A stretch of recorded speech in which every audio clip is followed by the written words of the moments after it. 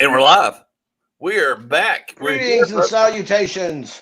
It's Friday night at 6:30. Hopefully that intro was better than what we've been. I figured out how to figure out the Moving intro. up. Yeah, we're moving up. It's funny when you spend a couple of hours reading and watching videos of what to do. Welcome, everybody. Yeah, I'm Andy Gunnin here, your Fat host. Thor, and I'm Rick Wayne. That's right. We're here at the Fat Thor Lockdown Roundtable. I don't know why that's not working. Oh, of course.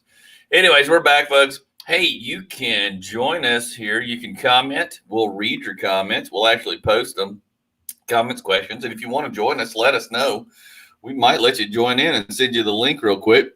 You can hop on in here and talk with us. It's just me and Rick tonight. Yes.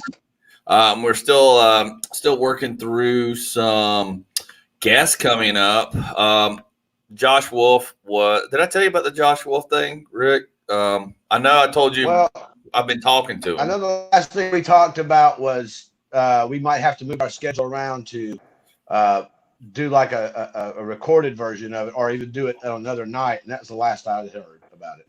Right, and he was up for it, and I don't know why that's not doing that. Yeah, he was up for it, and then he messaged me a couple of days ago out of the blue after I said, I gave him several options, and he's been answering me back. I mean, kudos to him because he's busy doing his own shows and everything, and him as busy as he's trying to stay. I give him all the credit and for at least giving us the opportunity. But yeah, he said. And he said, not a problem. I'll let you know if he can make it on a Friday or record one. He said, he said he's in. It's just a matter of figuring his schedule out and what we can what we can do. I told him I'm flexible. So still in the works. Well, just stay tuned, people.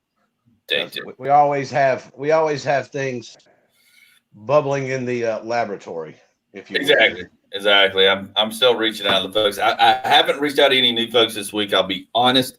Been very busy with stocks and a few things around here. Got sidetracked. I started working out about 2-3 days ago. That was not only the worst idea I ever came up with. I am in the most pain I have been in years. Well, I went by the gym this morning, actually. Did you? I went right by it on the way to the donut shop. You made the smart choice because I did not. I decided to start working out here. I got weights in the garage. I was like, I'll just start doing some push-ups and do some weights. I did that like Tuesday, took Wednesday off, hit it again Thursday. And today I am in the most pain I've been since probably when I used to power lift. In 6 months from now, it's going to be the Fit Thor workout roundtable. We're all going to be all we're going to be all ripped and shit. Yeah, we'll be like Hans and Franz. That's what we're going to be like. I'm Rick. I'm Andy, and we're here to pump you up. Yeah, no, I don't know if I'll ever get back there. I just got to drop some weight. I'm down to 55. I've got 55 pounds. Trying to lose about 10 more. I want to get around 165, 170, but I'm at 174 as of this morning, 174.2. But that's coming from like 230 something. So, I am as of this morning. I'm 263. 263. Now okay. my heaviest ever was 275 about a year ago, last year. When I was doing comedy, and I lost 15. I got down to 255 right before the pandemic. There's pictures of me at Power 108.9 with Riley and my buddy Jody Cutat, who the midget. He's a midget. He's a stand-in for Ant-Man when they filmed the Marvel movies. And I could actually. I looked back at it the other day, and I was like, I have got to get back there quick. Plus, my doctor said, "Hey, by the way, your cholesterol is kind of about through the roof." You want to like that? It's like, well, bubbling crude. I've been eating wings like 3 days a week and pizza 3 times a week for the last 3 months. I mean, that's got to do something to you. Well, I've been telling people I used to be happy. Now I'm vegetarian, but They used to be heavy. Yeah. Because you went vegetarian, which was really interesting when we had that discussion outside the station, is that you just said, I'm going to go to vegetarian, which kudos to you. But you said, it was more about losing weight than making it. yeah, it is. I'm still vegetarian, but it's all about just a dietary thing opposed to, like I've told people, a lot of people will get on the vegetarian kick and they'll be like, it's about animals and this and that. And I've obviously had no problems about it in my 52 years about, animals being slaughtered to eat. I get that. I didn't obviously have a problem with it then. I don't have a problem with it now. It's still going to continue to happen. I'm just doing it for dietary reasons, and I've stuck to it. I really enjoy it. It's not as bad as I imagined. I mean, I make the joke about I used to be happy, but now I'm vegetarian. That's not really true. But just to see the progress that I've made out of changing my whole, just walking in water is one thing. That's really the key for me. But and I cut red meat out about, not exclusively, but I cut about 85 to 90% of my diet with red meat out of just chicken and fish. And now from that point on, I've just went plant-based only. But it works for me, and I don't have a problem with it. And I am losing weight. Like I say, if I could lose about 10 to 12 more pounds, I think I would be right at my ideal weight that I'd be happy with. So, we'll see. So far, so good. I can't at power and seeing how and I'll come across those pictures in my timeline feed, like the memories. Right. And you there. I sent a picture to a friend of mine the other day. I was at a wedding about probably 12 years ago. And I don't even like looking at those pictures because I was so big. I mean, it's embarrassing. And I didn't even realize at the time how big I had gotten. Mm-hmm. And I sent it to a friend of mine I worked with, a guy named Matt. And I sent him a picture of me and you at the studio. And I sent him a picture of me at that wedding. And he was like, bro, you like a whole different person. He goes, you even look younger even now. He goes, you just look so big. And I was like, he goes, I didn't even realize it at the time because that's the only way I ever knew you. Right. But to see you now, he goes, that is impressive. So that's what really kind of feeds me, pardon the pun, with staying vegetarian, was because looking at these old pictures and seeing what I've gotten to now, it's just been really effective for me. So I don't advocate vegetarianism, and I'm not one of these hardcore people like, you got to go vegetarian, Right. Everybody has their own choice to make. And if it works for you, by all means, go vegetarian. If it doesn't work for you, stay unvegetarian. Right. Exactly. Everybody's got, and there's certain people that have their soapbox on certain things. It's like, look, I mean, you obviously did it. I mean, just to lose weight. I mean, just that was it. It wasn't that, oh, we're slaughtering animals. Oh, there's too many cow farts in the. Did you see the ridiculous Burger King commercial they came out with? That new one? Oh, dude, you have to watch this. It's this kid singing about cow farts. Swear to God, he sings about cow farts. If I could pull up the YouTube on here, which I'm going to figure out, we can do video on here now. I'm figuring out all this new crap we can do on. What's the angle though? Like, what's the angle about cow farts? Here's the angle. The angle is that they're doing their part, that they're feeding these cows that they're making Whoppers and cheeseburgers out of lemongrass, and the lemongrass in the food or the grains they're feeding the cows reduces their farts, which is reducing the emissions of methane air that is causing our global heat, all that crap, ozone or whatever, killing the ozone and global warming. Global warming is what I was searching for. I don't know. I've been drinking and doing trivia for my wife for the first hour, so I apologize. But anyways, but yeah, it's on YouTube. I didn't see it air, and then it was posted somewhere, and I was like, "What the heck is that?" I thought it was a joke. I honestly thought it was a spoof, and then I watched it. I was like, "This is for real." Like. And it's for real. It's aired in numerous places, and I've not. I'll look it up when this is. I'll look it up when this is over. I got to see Yeah, the I don't Burger watch King it, and then cow we'll talk about it Tuesday night on Power 108.9 on All About the Laughs because you will you'll die. You'll freaking die. And if anybody else out there has not seen this, go look it up.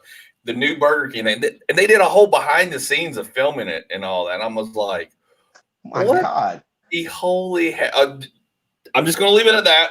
We'll move on to the next thing. We'll talk about it Tuesday night once you watch it because I'm telling you. I'm so looking forward to see if we get any new phone calls Tuesday. I'm very excited. Exactly. Exactly. We got some comments here. Doug McGann says Calbino.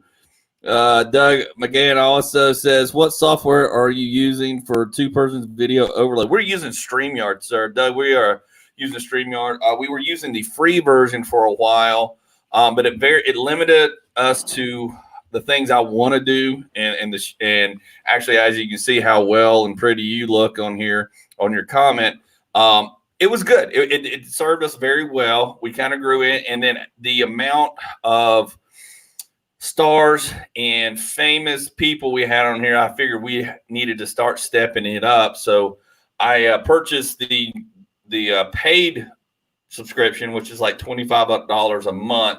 I figured it's well worth it for the type of talent we're on here to kind of be a little bit more professional, a little bit more clean, have some intros and get better. But StreamYard is a platform we are on. They do a free, and you can go in there and have a free account and have a few people on there and play with it. So anyways, hope that answers your question. Here's the is this the Doug, is this the I think this is the YouTube link to the cow fart Burger King commercial. So whatever all that nomenclature is, but yes, go watch. Thanks, Doug. Thanks for coming out to the Fat Thor. You should log in and be a guest if you want to. You have that availability now.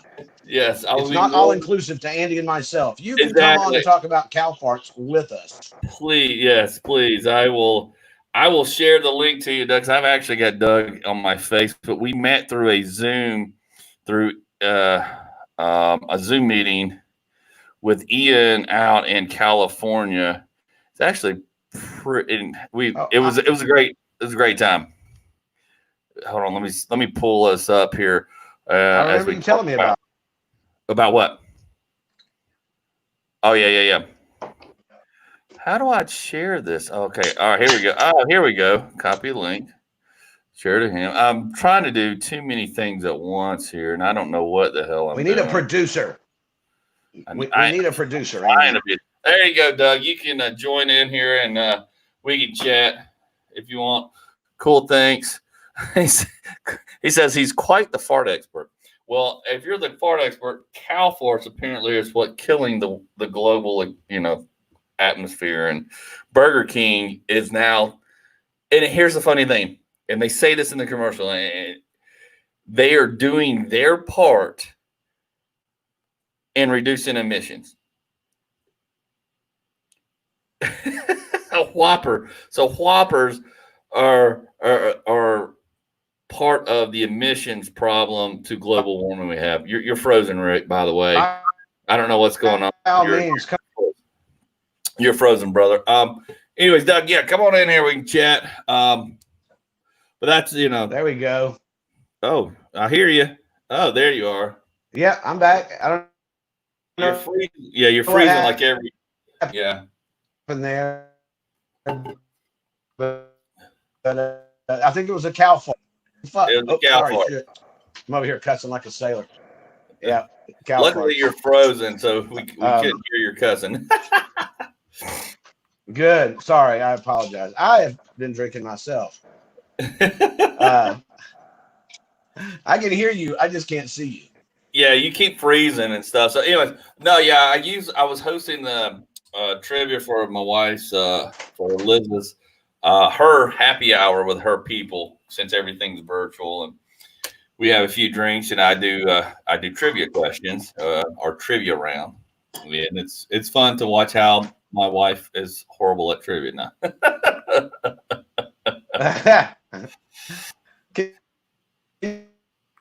What's up?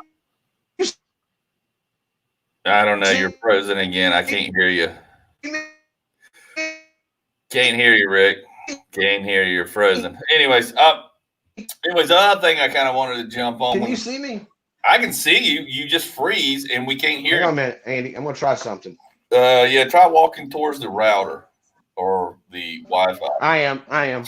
Because wherever you are too far away. Let me turn this light for a signal. Because you. Okay, I'm gonna. It's like watching dial-up. You remember when we had AOL dial-up, and you were waiting for the next picture for half an hour to show up, and then it showed up, and it just froze, or a video, and it froze, and it just showed, and it froze on the scene you didn't want to see.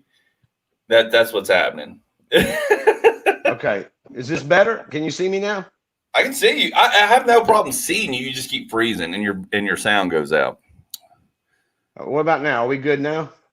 You're better now. You're 100 times better. So I'm right by the router, so I'm right by the router. So yeah, sit on it. Yeah. New background, better lighting. Better lighting. It's the damn cow farts, man. Cow farts. Well, I had a very good week this week. I had a very great outcome. I can finally talk about now. That I haven't been. It's not that I haven't been able to talk about. I just didn't want to talk about it. Right. I saw a post on Facebook. Is this in regards to that long post you did the other day? Yes. I had no clue about it, and that's why I kind of didn't really text you till the day, make sure you were okay in the show, because I read it. Yeah. Oh, I'm great. Okay. I am great.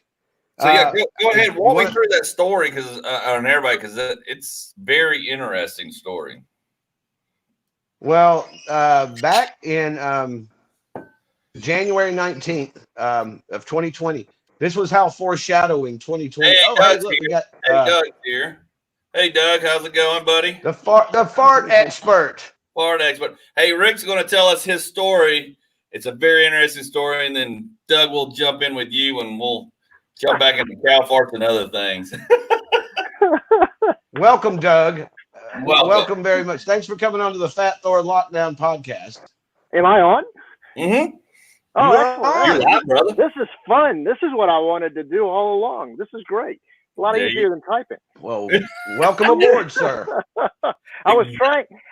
It's funny that you are doing the stream, whatever this is, StreamYard. I had looked at this one before, but I literally installed Ecamm today, which does the same kind of stuff.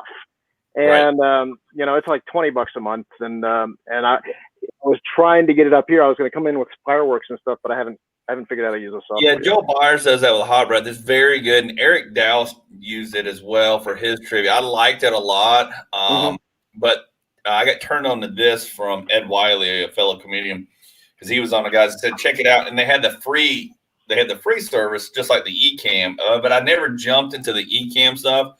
Yeah. And I just jumped on this, and we just started with this, so I've stuck with it. Even though I think Ecamm may have more than what StreamYard, I'm one of those. I stick with where I'm at. Yeah, makes sense. I tell you, there was one back in the days of blogging when we were all doing that stuff. Somebody came out with one of these things. It was like having a production studio on your computer. I mean, you could have been you could have put CNN aside, or one of these kind of guys, And I may go to Ecamm. I'm trying this out for the first month for the $20-something just to see how much better it is.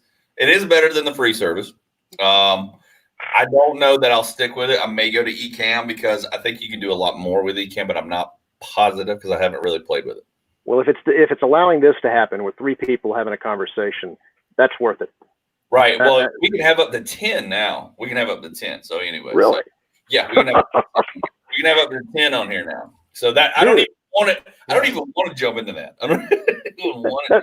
That's like celebrity squares. I feel like it would almost turn into like 8 other people talking, and me and Andy just looking at each other in the camera, like, "This is our show. We've got exactly. They're talking center square."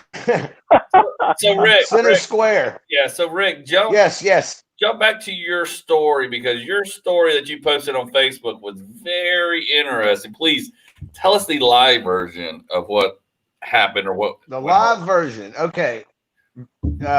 So January 19th, like I said, this was very foreshadowing of what 2020 had in store of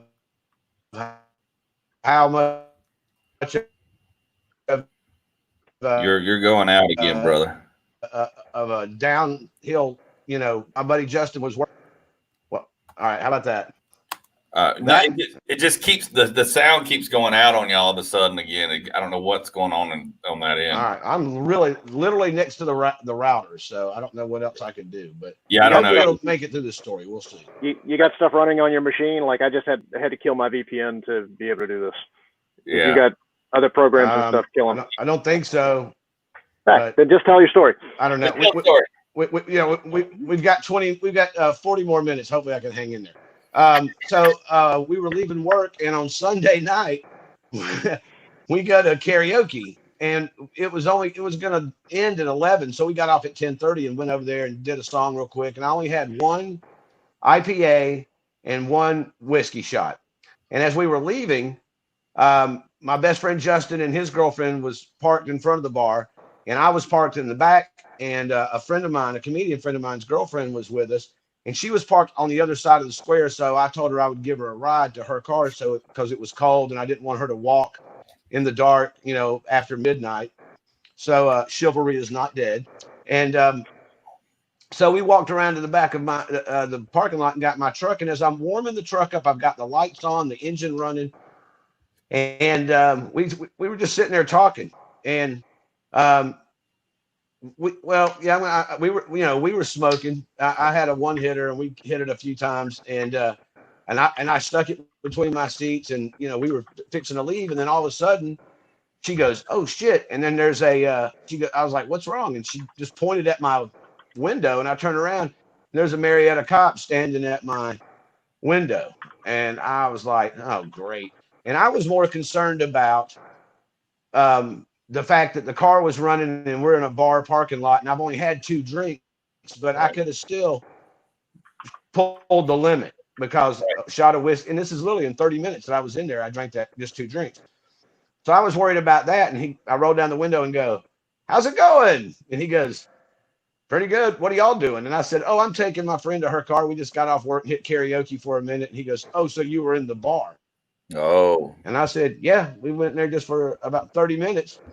And he goes, "Your truck smells like marijuana?" And I was like, "It does? That's odd." And he's like, "You rolled your window down, man." The damnedest thing. Right. I was like, "It's cold." I was like, "I'm on a plant-based diet, man. It's my farts." But so eat more lemongrass. So yeah, I was like, "I'm in here smoking lemongrass, man. It's fine." So he asked us to get out of the truck, and we did, and it was freezing cold. It was 22 degrees out that night. I'm gonna fill in the blanks for him. It's 22 degrees. Yeah, 22 degrees. And I know in Cobb County and it's only a fine if it's under an ounce, or hey, I see you guys. You there? Yeah, there you froze. You're back. Again. Oh, okay. You stopped at Cobb County. They searched my truck. Yep. Okay. So they said it smelled like weed. They got us out of the truck. He asked if he could search the truck. I just said yes, because I didn't have anything on me. I was more worried about a DUI. If I got caught with weed, it was going to be just a fine or confiscated, because I didn't even have any on me. So of course he searches my truck and finds a 1/2 gram in a sunglass case in my backpack, and arrest me for a 1/2 gram. I went to jail for 10 hours. Got out. My best friend John, a public defender, because I was like, they don't have nothing to lose. Why do I want a public defender? But how am I going to have the money for an attorney? So another good friend of mine said, "Hey, why don't you make a GoFundMe page and raise the money?" And in 13 days, I raised $1,500 that went to my attorney, and 80% of the money raised was from Atlanta comedians. So across the country who threw in on that GoFundMe. I want to say thank you to them if you're watching. I promptly paid my attorney, and he's like, "I've got everything taken care of. You don't even have to call me. You know, and hopefully I can get this thrown out." And I was like, "Please get this thrown out." So, and everybody who knows me knows I'm a big smoker. Okay, I'm not making no. I don't hide about that. My name's Nickelbag Rick. I'm like Tommy Chong or Willie Nelson or Seth Rogen when it comes to smoking. So I did not want it to interrupt my livelihood. So I did not want to be on probation and all this.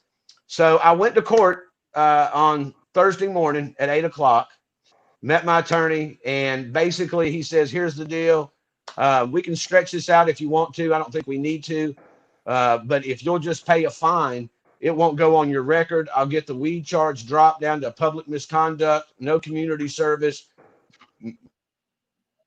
no community service, no fines or anything, or no probation. You can just get the hell out of here." That was this week? So I promptly paid the fine. Shocked about it is like the cop. I went to court Thursday. No, you went to court this Thursday, right? Yes, I went to court this Thursday. Yeah, and Wow. the arrest was January 19th. And I was in jail for 10 hours for this. 10 hours in a jail cell. The worst. Let me tell you a funny story about going to jail. You know, I wasn't like upset because I was like, well, I'm going to jail. It already sucks. You know, there's nothing good going to jail. So when they're booking me in, I asked them, I was like, "Do y'all have a turn down service in here?" And of course, they did not find that too funny. And then so when I'm sitting in the cell, like they come by for breakfast and they're like, "You want to eat breakfast?" And I was like, "No, I don't breakfast." So when it was time for lunch, they said, "Do you want any lunch?" And I said, "Well, look, I'm vegan. Do you have any vegan options in here?" And she goes, "No." And I said, "Well, I'm just telling you now, I'm giving you a terrible Yelp review. Okay." You're getting and everybody, even the jailer cracked up. They were like, "Oh my God." But I didn't get it, you know, so I basically got off with just a fine. Do what? I hope you did it. I hope you went on Yelp and did it. You need to. Well, yeah, no, I didn't. I didn't go on Yelp and do it. But so I am free and clear. It's all behind me now. I don't have to worry about it. No record, no fines. I mean, just a fine, no community service, no probation. So I'm back, baby. And I just didn't want it to mess up my livelihood. Oh, it's ridiculous that in these times that's still a thing. Right, it is. I agree with you. It is well, the part that made me the most, I was like, there was two sort of sides to this. Number one, I don't understand how the city of Marietta is going to arrest me for just such a small amount when it's decriminalized in Cobb County, which is the county that they're in. That makes no sense to me. Seems extremely hypocritical. But the good fortune that I had was the dumb cop that did not, you know, I'm in a bar parking lot, just admitted that I left a bar and he still doesn't. I mean, and I'm thankful. But I was like, you know, how the hell are you doing your job correctly? You know, it's like saying, I went to the grocery store and didn't pick up any food whatsoever. I just left. He was hoping the drug charge was going to stick harder than anything else, and he already had you on. You know, I don't know. Down here in Peachtree City, they'd have anal probed you and everything, and found a way to give you a terroristic threat or something. You know, I mean, it's yeah, you got very lucky on that. You know, but I take that back a little bit because they've been pretty cool. I've gone through a couple of things down here. They're pretty cool, but I mean, they're hard nosed when it comes to if you left a bar, they're gonna put you through the drill until you can prove it. Yeah. And like I said, they didn't give you any kind of DUI test. No field sobriety. Didn't even bring it up. Didn't ask how much I had to drink or anything. And what was weird is like we were only out there probably 5 or 6 minutes. You know, we were just letting the truck warm up and just talking just while the heat was coming on. So I guess they just saw us sitting out there. But the thing is, you know, I used to frequent this bar pretty often, and I seen all kinds of things going on in that back parking lot. So, but Right. this was on a Sunday night around midnight. So it was really, maybe 40, 50 people in the bar plus staff. And it's not a wild night. It's just karaoke on a Sunday. Right. Good So Lord. I'm wondering if they drove by and just saw us sitting in the car and then drove back around and still seen us and then decided, oh, well, something's going on in here. They're either doing drugs or having sex or something. But it was like I was just warming the truck up just Well, it before we also left. depends on how loud your weed is because you can smell weed pretty strong, depending on the type and kind you have outside of a car. If you've been smoking in, I mean, it sometimes it carries, and they may have smelt it and said, what's going on in here?" and come to check it out. But yeah, I don't drink. Oh, and that's I my don't drive. I don't drive anything typically once I've had one drink. Once I've had one or two, I'm like, me and my wife talk about it, I'm like, I'll Uber, I'll Lyft, I'll do whatever. I've had a couple of close calls like what you've gone through with only having 2 beers in a matter of 6 hours and still drove, and then got into a situation with a rope and then went through the test, went through everything, I mean, and they let me go because I had no priors. But I mean, I just like, I'm done. I'm in my 40s. I don't want to go, I don't want to go through what you went through. Unfortunately, I decided that if I have one, I'm done. I'm not driving nothing. well, Unless and it's that's why we had literally two drinks that night because I knew I was got to go home. So I had one beer and one shot of whiskey, and that was it. That's all I wanted. And it's a Sunday night, and I've been working for 10 hours. I'm not staying out pulling an all nighter. And if I am right. going to pull an all nighter, I am going to Uber or take a Lyft home. I mean, I'm not an idiot. I mean, it's so much cheaper to take a taxi than it is to pay fines and court costs and lawyers. To hell with that. Right, That could right. wind up being Well, like today, $10,000. in today's age, now that we have Uber and Lyft as much, even down here, um, it's I've tell my sons and I tell my friends, it's like if you're getting a DUI in today's day and age, there's no reason for it. There's no reason. I mean, for you to No, be able to, if you can't afford the $10 or even $20 to get your butt home in a Lyft or an Uber, which is actually that plus tip is more than enough. You just don't need to leave your house. And of course, we can't leave our house now anymore, really. But the point is, it's like, if you can afford to go out and go drink, you can afford the 10 to $20 to get your butt there and back home. I stay home and drink. It's cheaper, and I got a tip, and it's I can go get me, like tonight I'm drinking the Scofflaw Double Jeopardy's 10%. So I'm not going anywhere. I'm going to stay right here and get a good buzz on, and I'm not getting my. And that's the thing too. I don't ride around. Normally, I don't ride around with weed on me. I didn't even know I had that weed on me. So it was in a sunglass case, and I thought to myself, "Damn, if I'd have known that, we'd have smoked that too." Shit, but That's why you're not supposed to talk to the police. You know. that's why I don't talk to the police. I don't talk to them at all. But Have you guys seen the um, nasal ranger? That's the link that I just put in there. no, That's this thing that it's a real device that you stick to your nose, and it looks kind of like a megaphone, and they can smell stuff for miles. And it's wow, not just for drugs and things, but it's like if you have a construction, a refinery or something that's producing obnoxious smells, and the neighbors are saying this, they'll use this to hone in on it, but they can use it for weed and all kinds of stuff. Really? well, I mean, and Yeah, I know I smoke that exotic loud bud and everything, and it is. But I'm even if I'm, for instance, keeping it even at my house, which it shouldn't even matter, but I always keep it in something that still seals up and it doesn't because I don't want. I've had people come over and go, "Man, your house smells great. It's like Colorado up in here," and I'm like, "Yeah, maybe I should do something about this." man, I tell you, Rick, I'm a juggler. We throw stuff, and probably it was back in my 20s, I guess. We were down to. Well, I'm about 4 hours north of you guys in Knoxville, and we were at a bar, and there were three of us, and the two out of three of us were just plowed, and I mean we had a big old case of beer and we were getting in the car with, and the most sober guy was getting behind the wheel. which he probably shouldn't have been. And like you said, nowadays there's no excuse for it. And there was no excuse for it back then too, but we were stupid. And he was going to take us home, and he gets lit up, and the lights come on, and I'm sitting here with this 12-pack or 24-pack of beers between my legs, and the buddy, I'm like, we're hosts.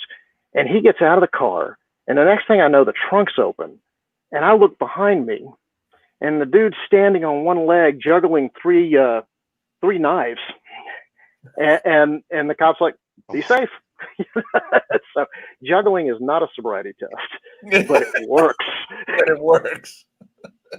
Yeah, if you can juggle 3 knives and stand on one leg, I feel like you can operate heavy machinery even under the influence. If he pulled out 3 knives and the cop didn't draw and blow him away. Oh no, the cop asked him to do.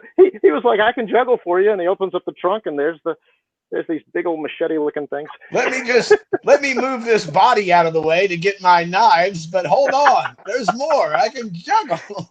It was the most absurd thing I've ever seen. And he gets back in the car and just starts driving away. I'm like, "We're not going to jail." We're not going to jail. That's crazy. Hey, I mean, the weirdest thing I've ever had. I went through a DUI checkpoint in Riverdale, Georgia, back when I was 21 with my a buddy of mine. We'd been up to Atlanta, and I had confiscated a couch I sold to a friend of mine who never paid me the money. And so I finally got pissed off after about the 8th time asking him for the money. And I knew he was having a party at his apartment. So I got my buddy, and I said, "You want to go to Atlanta and go up to Little Five?" And this is 1996 now. Atlanta was a big party back then, for the Olympics and all that. And I said, "I'm going to go either collect $60 so we can go to Little Five and drink, or I'm taking the couch." And I said, "I need your help." And he goes, "What?" I said, "I really want the money. I don't want the couch. I want the money." So I show up at the party. I just figured I would say it. And since there was a party and there was girls there and people maybe kind of not trying to make a scene, but maybe force him to kind of come up with the money. Well, he throws a scene in front of everybody at this party and says, "I'm not paying you. I don't have the money. I'm throwing a party." I said, "Dude, it's been 8 weeks. I've asked you 8 times. Where's the money? It's 60 freaking bucks. Come on now. Come on. Where's the money, Lebowski? Where's the money, Lebowski?" He goes, "I'm not paying you." So I look over and I looked at my buddy Roger and I said, "Let's do it." He goes, "What?" I said, "Let's do it." And these 3 chicks were sitting on the couch, and I knew them from high school. And this is when we were in college, and I said, "Get up." They go, "What?" I go, "Get your asses off the couch right now." And I said, "Grab it." And I said, "Bitches, get up." And they got Bitches? up, stood up, and I grabbed the couch. He grabbed the other end. We turned it sideways, and we went out the fucking front door in front of everybody. So now he's throwing a party with no fucking couch. Couchless party. Yeah, but so there were. So I take the couch and put it on the back of my truck. We go to Atlanta, have some drinks. I didn't drink as much as he did, but I did have some drink. We came back at like 12. He smokes a joint in the back of my truck. And that's back when the Ranger had the extended cab. So he was laying back there, and he decided to smoke half a joint, threw it out, smokes a Camel cigarette as we're going back from Atlanta back to my apartment. Well, he's throwing them out, and it doesn't dawn on me. He's throwing the butts out. The butts are going into the couch lit. Oh, shit. Guess what happened? Oh, shit. The couch is on fire, and I go through a fucking, excuse my language, DUI checkpoint with a couch on fire. I'm like, if that don't get you out of a DUI checkpoint, I don't know what does, except for juggling. I grabbed him. I said, "Jump up here." He jumped in the front seat, and I don't smoke cigarettes, and he smoked Camel unfiltered, and I don't smoke. And I took that Camel filter and I sucked it down. I kept sucking it all the way to when the cop showed up, and I rolled down the window and let it all go, just to get any smell of weed, any smell of beer on me out. Meanwhile, I have no clue this couch is smoking, and so he and I are talking, and I show him my license.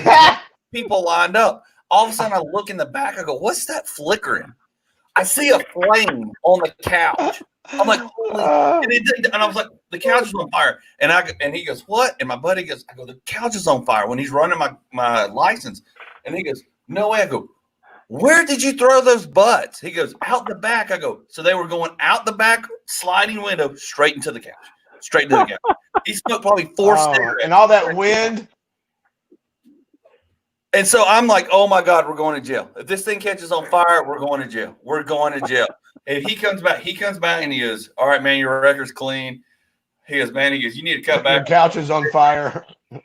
He didn't say nothing. I just floor it. I grabbed the license and I floor it. Now there's smoke billowing out. And I hear this, hey, stop, there's smoke. I just gunned it down 85 as fast as I could. Oh my God. So I get down to where I'm far enough from him or from the checkpoint. I get out. It's on fire, and I get out, and thank God I had a piss. I pissed on the couch. I'm standing in the back of my truck pissing at midnight, 1 o'clock in the morning, just going through a DUI checkpoint going. And I tell him, like, look for the cops. Make sure they don't come up behind us because now I'm going to get indecent exposure. I'm going to get, it's like. So then so I come back. My buddy calls me the next day and says, hey, man, I want to give you $60 for the couch. I go, don't worry about it. It ain't worth the shit anymore. Yeah, I'm You good. should have told him, I'll take 30. Yeah. Actually, my God. And he goes, well, I'll take it back. I said, I'll give it to you for free. And I went and dropped it at his front door with a burn hole in it. Peed on. Smelling like piss. Yeah. Don't you know there was somebody there was somebody plowed in that party that watched you take the couch out and goes, yeah, now it's a party. Oh, right. He had no idea. Yes. He goes, man, you made yourself look like an asshole. I said, no, I didn't. I said, you look like an asshole having a party with no couches. And by the way, you had 3 hot chicks sitting on it. It's like their hotness caught it on fire down 85 now. He goes, they all left after you left. I go, I'm sure they did. I had nowhere to sit. That's the best story. True story. Swear to God. I can't tell any of my stories now. I have stories for days. It's all on Rick. Well, I was thinking about that, just the whole taking the couch and having to go through a sobriety checkpoint. Back in the 80s, me and a friend of mine was at a party and we've been playing quarters and we were in this Gran Torino and Gran Torino. We were pretty slosh, shouldn't have been driving, but we're driving down Atlanta Road and there's a girl hitchhiking and it just starts to rain. And so we're like, well, we got to pick her up, man. It's raining. So we pick her up and as soon as we pull off, we get a flat tire. So now my buddy is so drunk, he's driving on 3 tires. One's just down the road. And I'm like, how far are you going to drive like this? I mean, you got 3 tires and it's pouring down rain. We got to do something. He's like, let's see if we can get it another couple of miles. I was like, dude. So he does. He literally takes it another couple of miles and we get to a stoplight over in Marietta. And this cop pulls us over. And I didn't really care because I'm like, I'm not driving. It's not my car. I don't care. I don't know this girl. So cop pulls up and gets out and my friend goes back there and is talking to the cop, and this girl is sitting in the passenger seat with me, and she's like, "You don't know me, you don't know anything about me. I've got Valium on me. You don't know me." And Ronnie leans over and goes, "I don't know you. We just met you like 3 minutes ago. I have no idea who the hell you are." So he's back there talking to the police officer outside the car, and she's freaking out. "Oh my God, what's going to happen?" And I said, I didn't care. I was like, he'll probably just tell us to park the car and find another way home. And she's like, "That's never going to happen. We're probably all going to jail." And I was like, I don't know. So he gets back in the car and cranks it up. She's like, "What's going on?" He goes, "Oh, we got to park the car and find another way home." That's fantastic. So I was like, well, your ride's over, Yeah.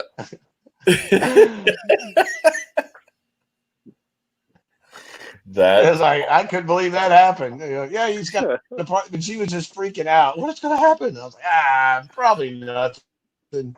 Something's going to happen. Right. We're being pulled over, but nothing happened. So, Doug, I know a lot.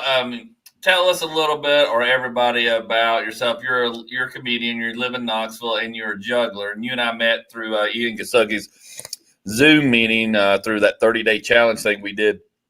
God, Yep. like 3 months ago or so. Oh yeah, it was great. And that Zoom meeting was fantastic. I wish we had a copy of it. But yeah. So I'm actually a computer programmer. Matter of fact, I'm going to have to get back to work here in a minute because that's all I seem to do is work day and night on programming code. But and my wife says I know. She she wants me to get away from the computer. But no, she's like, come to bed. Yeah. So when I was 13, we saw programming. Exactly. You can never sleep in this business. But no, I've been playing around with comedy and entertainment most of my life. It's the knives that get me on the juggling. So yeah, it's just a joke. But no, I was I was a founding member of an improv troupe here back when. If you've ever heard of, well, you guys know Second City. Anybody who's been to Saturday Night Live went through Del Close's class in Second City. Now, I didn't get the privilege of going through Del Close, but I was taught by somebody who learned from him. So I'm like 1 degree away from that. So I'm real comfortable with the live entertainment. I'm real comfortable with the improv, but I'm not terribly comfortable with the stand up. So I've started trying to do more and more stand up, and that's really when you and I met. I was using that as an excuse to force myself up on the stage. Gotcha. I didn't know. Yeah, I didn't know, and we didn't really have a whole lot. When we were in that meeting, kind of chatting and. Yeah. Do you use juggling in stand up, Doug? Well, I can't claim to do a lot of stand up because mostly, like when I was in college, I was trying to get into acting, and I used to hang out with down at Talent Trek and they never placed me in anything but industrials. So I did a Hooters commercial. I did a training video for ORNL. And so whenever they didn't have the heart to tell me I was too ugly for TV, but whenever they'd get live stuff, they'd give it to me. So I'll go to a festival or a corporate event and I work the crowd. That's basically all I do is crowd work. I'm not a good juggler. I'm a pretty decent vaudevillian entertainer. Right. And so yeah, I'll do it. I'm a prop comedian in that regard. And matter of fact, I did a fundraiser here recently where someone paid me a compliment, and he said he hangs out, with all these comedians, but of the group that was in there doing their shows, I was the one that made him look up from the table because it was fresh. And he called me out as he said, "You're not a juggler, you're a prop comedian." Right. And I know that's frowned upon in the stand-up world sometimes, magicians and prop comedians, but it's what I do. I don't see that because comedy's open. Here's the thing. I don't see that either. You can make the statement, a stool and a microphone and create the room, but it's still open to be able to. I mean, look at what Carrot Top has done. I mean, Jesus Christ. Exactly. And look at Jeff Dunham with ventriloquism. That's in a modern age. We need. So I agree with. We need something different, and I agree. Go ahead, Rick. I was just gonna say I agree. If you've got a talent, you've got an act that you can pull, like juggling or even ventriloquism. I've had those kind of acts in my room before. And I don't ever look at that as like demeaning or anything. As a matter of fact, I feel like that's more elevated because you're bringing another art form into another art form. So, cool. By all means, and yet again, with people like Jeff Dunham and Carrot Top, they're great examples. Perfect examples. I mean, you walk up on that stage with a handful of machetes or knives or pins or whatever. I'm gonna has a residency. I'm going to sit there and watch it. Because I'm like, either this is going to go horribly bad or it's going to be very good. There's no in between. Yeah. It's either good or it sucks, And I'm in it for both sides. Exactly. I got hired once to do, we had a pizza restaurant that was getting a recycling award presented by the mayor. So I got hired to open, basically. I was supposed to draw the crowd so that the mayor could speak to the crowd. And it was called the Green Apple Award. So I said, I should get an apple and I should juggle something and eat the apple while I'm doing it. So while I'm buying the apple, there at the checkout stand, there's these 3 steak knives. And I mean, they're big, thick steak knives that are nice and long. And I said, Oh. I'll buy those. And I bought the 3 knives, and I said, I'll juggle the knife, the apple, and something else, and I'll eat the apple, and that'll be really cool. I'd never juggled knives in my life. So I get to the show, and I actually take the knives out of the package, and the way juggling's physics, it's music, it's rhythm, and so you throw something up to a certain height, the next thing goes up to the height. Well, if you're going to bring something up to your mouth, that steals a beat. So whatever you have in this hand has to go a little higher. Well, what was in this hand was the knife. So I threw the knife up, and I bit the apple and then threw the apple. And of course, when the knife comes down, it didn't just do one flip, it did a flip and a half, and that blade landed right in my hand.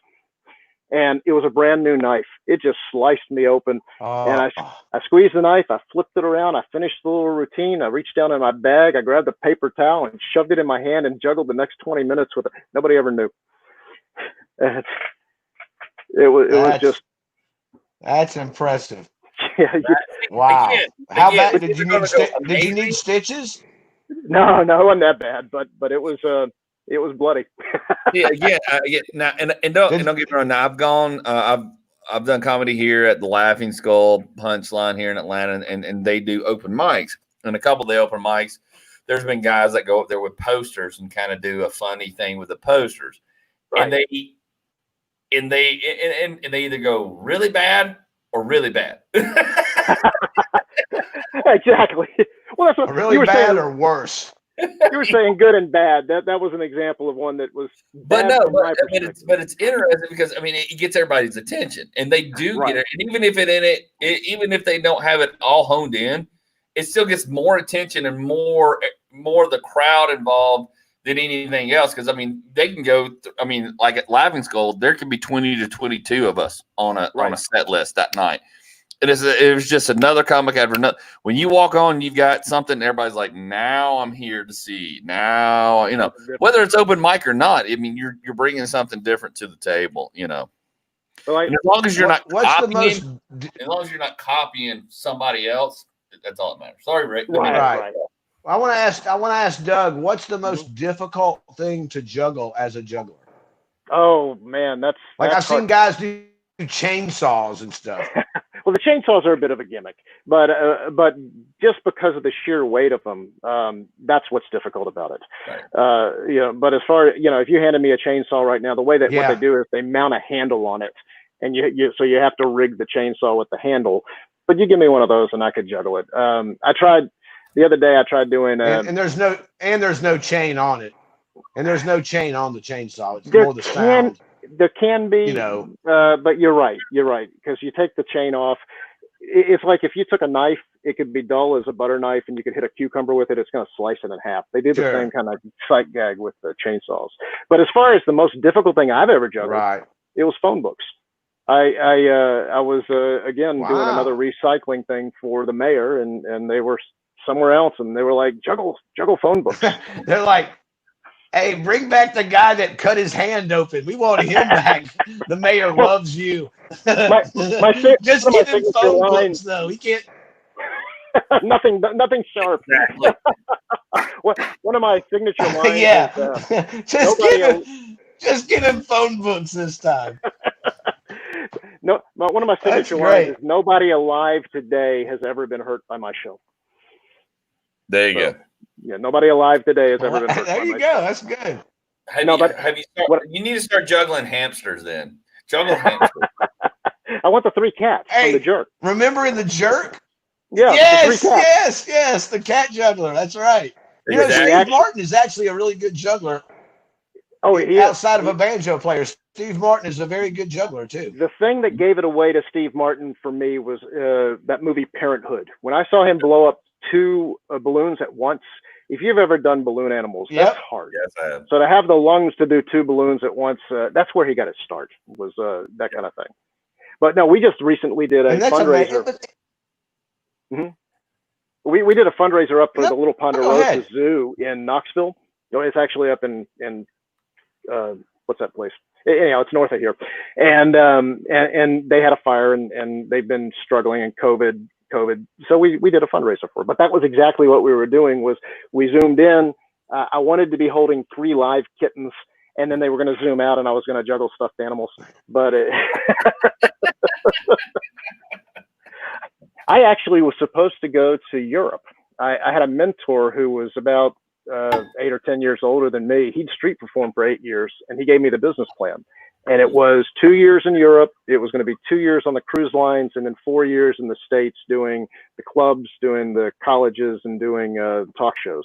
And I had spent $125 on a book about that thick. I had Letterman, I had the Tonight Show, I had I had basically every booking agent in the nation. All I had to do was send out videotapes and a 1-page marketing letter, and I could have had a really, really weird life. And but a buddy of mine dragged me into computer business, and man. And now you're here with us on the Fat Thor Lockdown Challenge podcast. We're very sorry, Doug. If the computer business wasn't booming before, now it's only pretty much booming. Well, the guy who was teaching me, he said, here's how you're going to go over to Europe. You're going to spend, here's how you're going to pay for your tickets. Here's how you're going to stay in nice hotels and buy souvenirs. And if it doesn't work out, here's how you sleep under a bush and you don't get arrested. So I was walking around Knoxville telling all my friends, I'm leaving in 3 months. I'm going to go sleep under a bush in Europe. As soon as the kids get out of the house, I think I'm going to go do that. And in Europe, that could be a double entendre. So exactly. My wife just said, I'm going to break a hip. And one of my favorite scenes. I was street performing in the old city in Knoxville once, and I was just making it up as I went. And so my mentor, he was in New Orleans once. He paid for the street performing license. That the way it works is when you go down to Jackson Square, you have a specific spot that you have paid for, and you get to stay in that spot and perform. And at the time for him, it was like $400 for the weekend. Now it's much more than that, I'm sure. But he was in his spot, had his little official tag, and the cop comes up to him and says, "You need to leave." And he said, "But I have and that's the last thing he remembers. And he woke up in a jail cell. What he wasn't listening to the cop say was, "You need to pay me." So whenever I street perform, I always check with the cops. And anytime they walk up to me and say, "You need to leave," I pack up my stuff and I go. Yeah. But we were down in the old city once, and I was doing this routine where I was just going to juggle some torches, and I decided to make it interesting. And what I've got is this piece of PVC pipe, and I put a board on it so it rocks. And then I jump up on the board and I'm standing on this thing. And this is my favorite trick, and my wife hates it because she's like, you're one second away from a hip replacement. But man, not being burned to death, but a hip replacement. Yeah, she's worried about the hip, not the fire. And but we got this crowd. The cops have only asked me. They said never let the sidewalk bleed into the street. And man, whatever was going on, I had a crowd that was like 5 people deep, this big semicircle blocking one whole lane of traffic. And I go to juggle these things, and I'm like, let's make it more interesting. And I take the torches and I put them down on the ground. I've already soaked them in fuel. And then I get the board out, I get the PVC pipe, and I jump up on the board. So here I'm balancing, and then I'm pretending like I can't reach the torches. And I say, I need a volunteer out of the audience. And I always tried to make it a beautiful woman. Nowadays I get in trouble for doing that. But this lady, she comes up. Me too. Exactly. And she was a knockout. She comes up and she grabs the torches by the wicks, because I put the wicks facing her. And I'm like, oh my God, you've got to stand over here. I've got some wet wipes. We're going to clean your hands. But she picks the torches up to go and hand them to me. And I take them, 2 in one hand, 1 in the other. And she starts to walk away. And I'm like, the lighter's in my pocket. And I'm standing on this board rocking back and forth. And she reaches over and just digs down into my pocket, and it's just starting to root around. The crowd is dying. I got 200 jokes coming out, going through my head that I just want to spit out. I'm like, it's a little more to the right, all this kind of stuff. Yeah.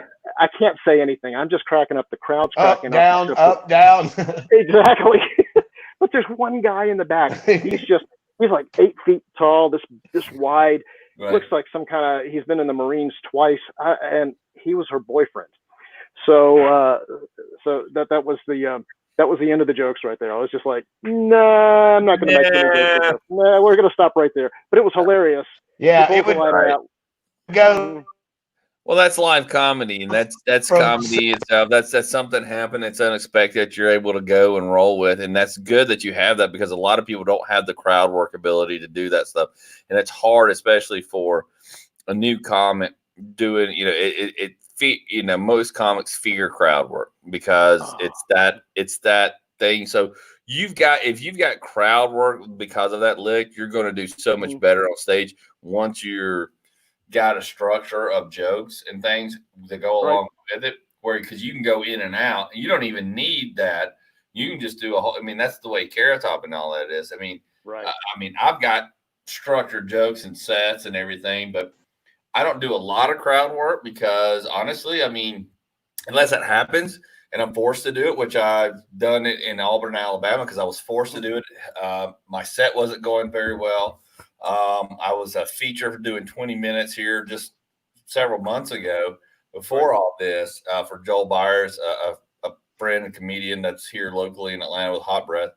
And I was opening for him, and I didn't want to let him down, but it was just not working. And I just said, screw it, shift gears, and went out of my norm, and I had to start doing crowd work that I don't normally do. So for you to have that, you're way above anybody in the skill set. Plus, you got a whole thing. I mean, and actually just writing a few jokes is nothing compared to what you already have in your toolbox, if that makes any sense. And I love the crowd work.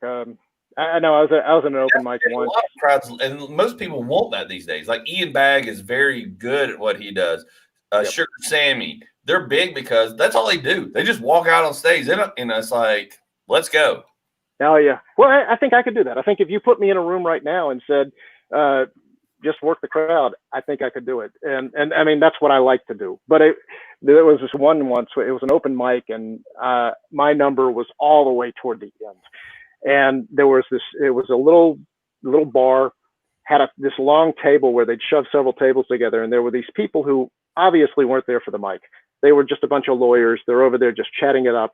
First guy gets up with his guitar or whatever it is, has a lousy time of it because they won't shut up. Next guy gets up, they won't do it. So they're all having a hard time. The guy beside me is like, oh, great, I got to go up next. I said, give me your number. And I took his number. I got up on the stage. Now, the ceiling was like 6 feet tall once you got on the stage. So juggling was nearly impossible. But all I did was turn. I looked at that table. I didn't look at anybody else in the room. And I just made lawyer joke after lawyer joke after lawyer joke until they all shut up and turned and looked at me like, what the hell's going on? And that was it. And I just reset the room. I walked away, and they had a good night of it. But that's what I like to do.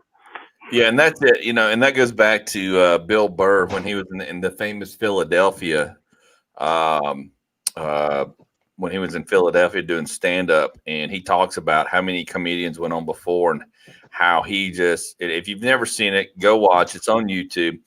And it's a big thing about how he took a mob of like thousands of people that were just booing. Angry Philadelphians.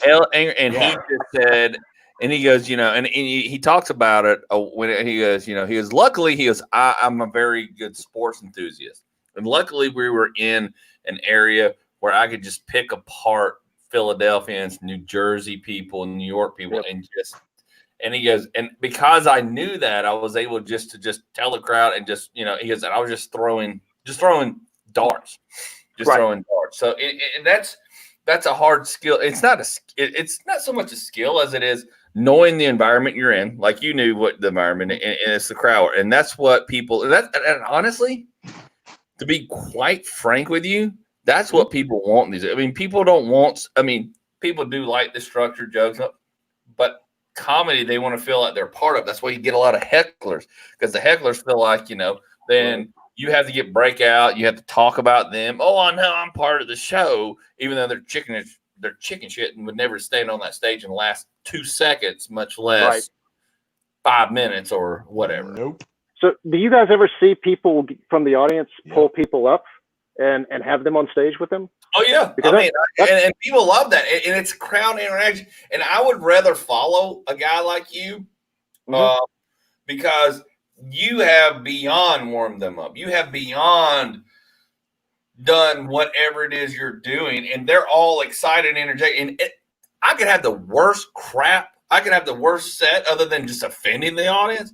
And they're just on that high. And then if I can tap into that high and just keep it rolling and keep my energy where you are, so much easier. It's so much easier.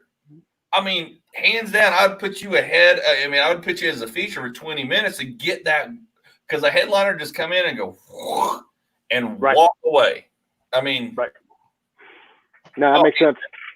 We need COVID to go away now. I may reach out to you, Doug,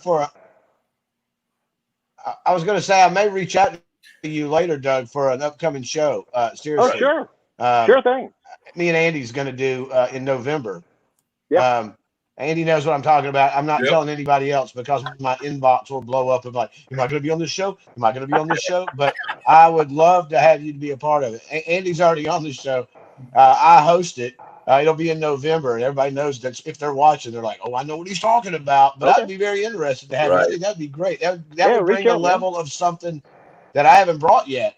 And I'm all about jugglers and bringing. You want to, juggle fire on a PVC pipe in a piece of wood next to a band playing to you. I'm all about it, dude. I would love to have you a part of my show. Why would? I tell you, having fire inside the buildings, though, ever since what was it, White Stripes or whoever it was, it's Great White. Great White. That was the end of. Well, I don't have to have you juggle fire. Yep. Oh, but we love it as jugglers. I tell you, I've got 3 shows. I got a prop show, I got a LED show, and I got a fire show.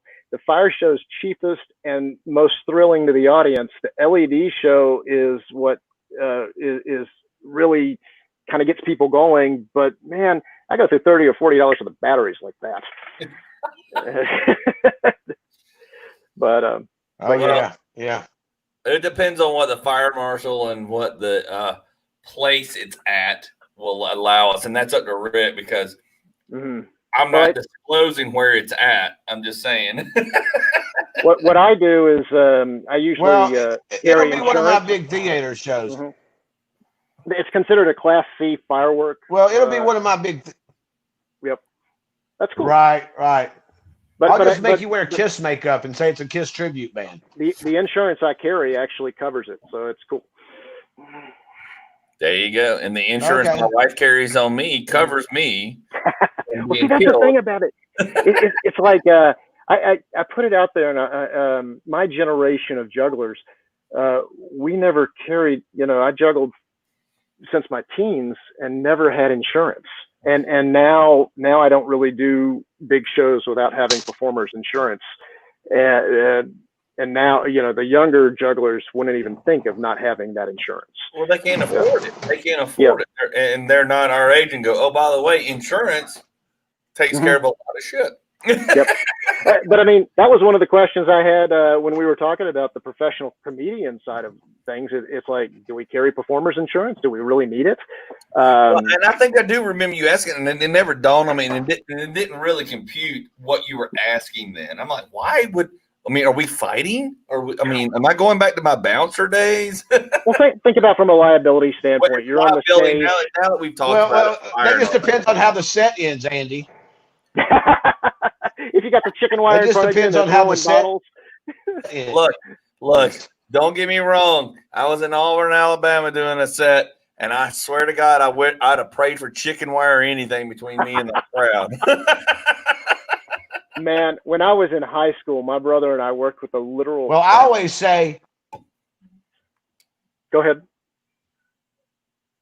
Rick. It's to you, buddy. Go ahead, He's I always say, as a comedian, I always say, as an artist, especially as a comedian, you have that chicken wire moment where you show up to some club and you see something, and it's like Blue Lou and the Blues Brothers going, chicken wire. I played a club I wanted to play so bad because I always liked the way they did their posters. And I was like, I got to get on this bill. And I get out there one night, and it's like this biker bar.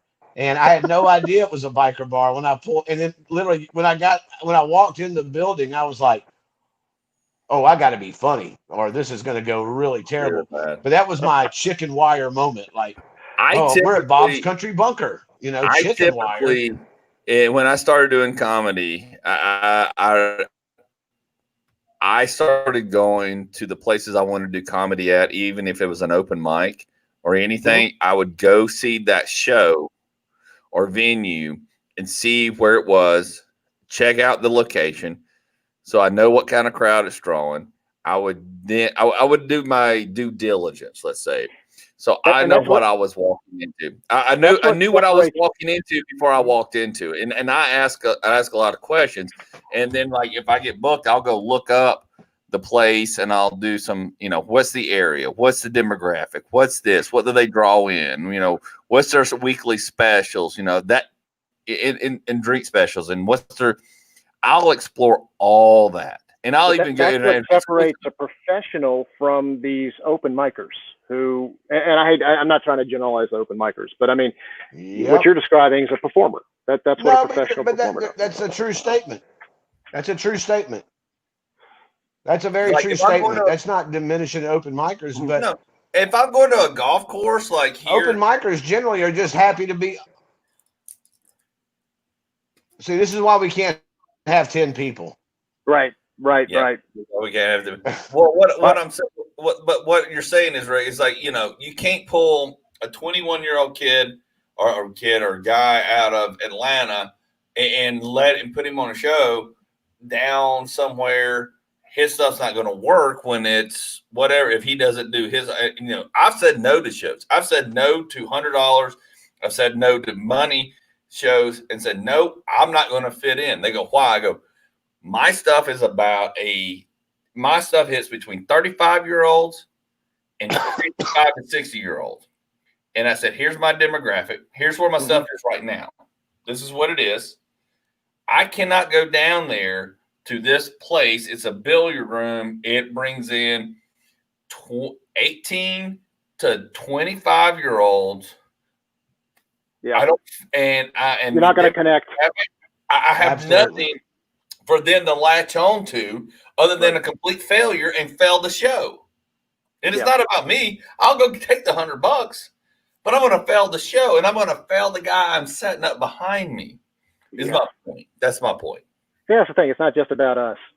No. I gotta describe my my Blues Brothers moment. When I was in high school, my brother and I were working with a clown, a literal clown. If you've ever seen Shakes the Clown, the movie, it's kind of a cult movie that's got Bob Goldthwait and Robin Williams, all these great names. Bob Goldthwait, yes. Yeah, and I mean, it was kind of just this cult little movie that, but Shakes the Clown, that's who I worked with. Literally, this guy was at Libertyland once. I'm trying not to give too much information about him because he still works professionally. But we're at Libertyland once, and he's got this kid dressed up like Raggedy Andy, and there's this kid in the stroller, and Raggedy Andy's trying to interact with him, and the kid's just crying, and I'm like, dude, just get away from him. He doesn't want to see you. You're scaring him. And he's like, oh no, I'll make it better. And he takes his wig off so that he can stand on his head. And I'm going, you just ripped your head off according to this kid's reality. And then the clown comes over and he's like, oh, I'll fix it. How the hell are you doing, kid? Oh, shit. And I mean, I'm like, are you plowed? And, but these were the guys that this was the crew I was hanging out with when I was in high school we were going to Children's Hospital and doing good stuff. But I mean, they were off. They were wrong. We had this one lady, she must have been 300 pounds. And in the morning, she was a kindergarten teacher. In the afternoon, she did kids' birthday parties. And then in the evenings, she did bachelor parties where she'd face paint guys' things. And then she was a phone sex operator. So this was if my parents knew I was hanging out with these people, they would have pulled me away in a heartbeat. But one of the clowns, of course, none of them are insured. So one of the clowns gets sick and has to go to the hospital. So to cover the bills, we have a fundraiser. So my brother and I, high schoolers, drive out to South Memphis to this bar that has no windows. They're all boarded up. And I mean, it's just trucks that are 10 feet tall, that jacked up to here. And we walk in and we're like, we're going to die. And sure enough, they've got the stage in the round. So there's spotlights all around. All we wanted to do was our little part. We were going to do a little juggling and do a little comedy and entertain the crowd so that we could raise some money for the sick clown. And we got up there, we couldn't see anything. There was just too much light. And it was exactly that. I was expecting the beer bottles to come. I expect, we literally started singing Rollin', Rollin', Rollin'. We left the stage. Yeah. That's all we had. Yep. That's awesome. But I think we've all had that moment. Oh, yes. Yeah. And there's more to come, hopefully. Hopefully, and hey guys, we're an hour and 15 minutes. We typically go down. I didn't want to cut anybody off. Tell you had some great stories that we were following and some great things. So I never put a time limit other than an hour on this, just for whatever. But Doug, I'm glad you jumped in. Thanks, man. I mean, again, absolutely. And thank you for having me, Doug. This was fun, and Rick, I appreciate you giving me some time here. Oh no, absolutely. And I'll be in touch with you. Absolutely. Hey, I'll be in touch with you too in the future, Doug. Yeah, I look forward to it. Yeah, there's some things coming. Yeah, absolutely. Doug, tell everybody where they can follow or find you if they want to track what you're doing or not doing. See that right there? D Juggler. If you want to learn too much about me, and you might let some places you won't let. I can't even point at it. But anyhow, wherever my name is down here, you're doing fine. If you search for D Juggler anywhere, you're going to find us. So Twitter at D Juggler is too much politics, but find it elsewhere. There's fun stuff somewhere. But yeah, you just search for D Juggler. That's it. Rick's got it. He froze up on his. There it is. But yeah, go to D Juggler, djuggler.net. Yeah, it's hard to do. I know it is hard to do. I've never tried to do it. No, it's great. We definitely got some things coming up. I'm glad we met through Ian Gastoki in California. Absolutely.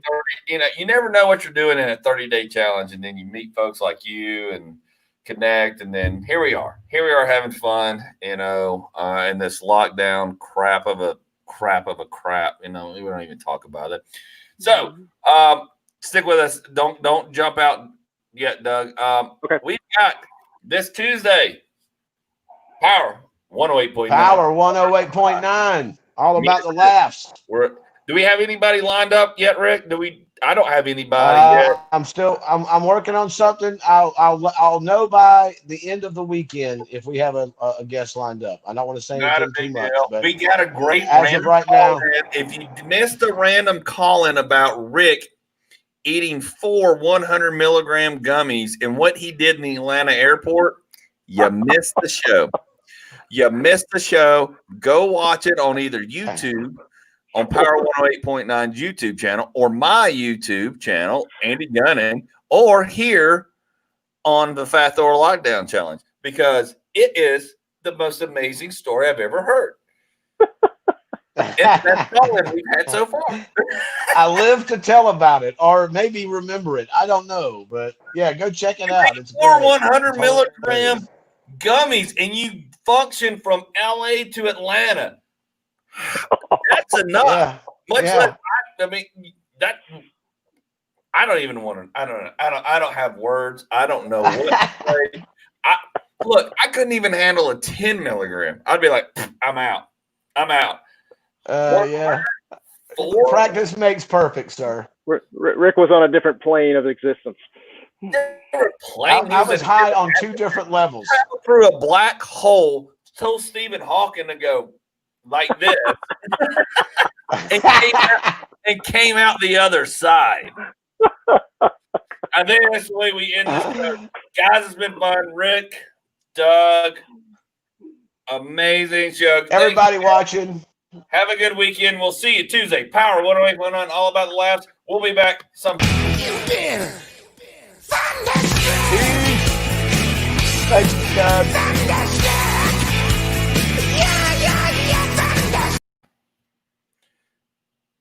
All right, it's just us now.